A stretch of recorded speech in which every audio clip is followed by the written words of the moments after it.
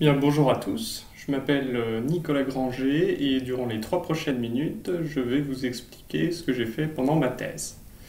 Alors mon sujet porte sur la reconnaissance des gestes. On les utilise au quotidien pour communiquer entre humains, comme par exemple dire bonjour ou dire stop à une personne. Et mon objectif c'était de faire en sorte de donner des instructions à des appareils comme par exemple un robot. Alors, la reconnaissance des gestes, ça mélange deux problèmes. Le premier, c'est le traitement des images. On va essayer de reconnaître des gestes dans des vidéos. Donc, à chaque moment d'une vidéo, on obtient une image. Et ensuite, quand on a traité cette image, si on fait un arrêt, un instantané, on ne peut pas toujours distinguer les gestes les uns des autres. Parfois, il y a des ambiguïtés. Par exemple, si je dis stop ou si je fais coucou, c'est le déplacement de la main qui prend du temps, qui va me donner l'information nécessaire pour distinguer les deux gestes. Donc, il y a aussi une partie de modélisation à travers le temps.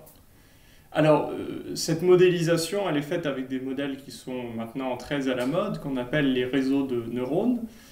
Ces réseaux de neurones, pour les étudier, c'est comme dans la vie courante, quand on veut comprendre quelque chose, c'est toujours plus facile d'avoir une référence en comparaison.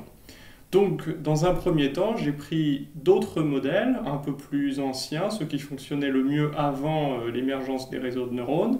Je les ai mis en comparaison et ça m'a permis d'étudier quels étaient les avantages, les inconvénients, différentes propriétés intéressantes des modèles qui servent pour la reconnaissance des gestes.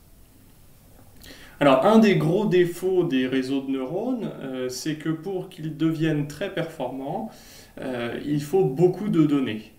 Alors, par exemple, imaginez que dans le futur, vous puissiez acheter un robot qui vous aide dans les tâches ménagères. Et puis, vous voulez que quand vous faites ce geste-là, il comprenne qu'il doit aller dans la cuisine et faire du café. Ça peut paraître simple, mais avec les techniques traditionnelles qu'on utilise pour entraîner les réseaux de neurones, il faudrait que vous répétiez le geste une bonne dizaine de fois, que vous invitiez vos voisins à venir chez vous à faire aussi le geste, de telle sorte d'avoir à peu près une centaine ou 200 instances du geste boire une tasse de café.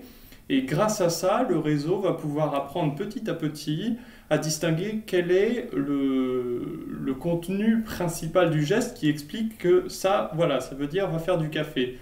Il va avoir du mal à ne pas prendre en compte la couleur des vêtements ou la corpulence de la personne s'il n'a pas vu beaucoup d'exemples qui lui permettent de comprendre, voilà, tels aspects du geste sont importants, tels aspects de l'image ne le sont pas.